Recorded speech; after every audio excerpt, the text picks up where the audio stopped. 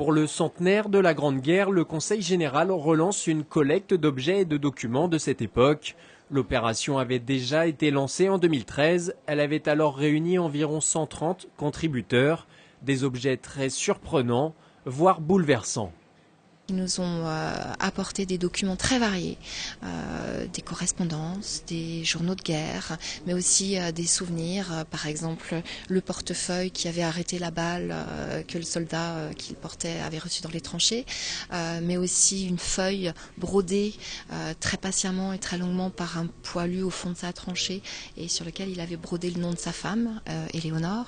J'étais très surprise et parfois très émue parce il y a des choses dont je n'aurais jamais imaginé l'existence, des souvenirs vraiment très émouvants, très touchants qui font toucher la vie de ces gens qui ont disparu maintenant.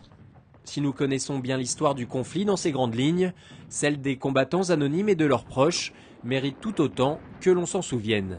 Même si la Seine-et-Oise et les Yvelines en particulier n'ont pas été véritablement touchés, on va dire, comme l'a pu l'être une partie de Paris, pour autant les familles ont été très éprouvées.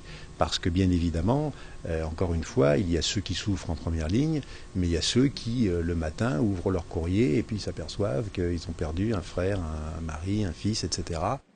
Lettres, objets personnels, photos ou encore documents administratifs.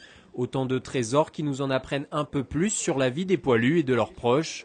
En complément de cette grande collecte d'archives, le Conseil général organise des actions commémoratives sur la Grande Guerre.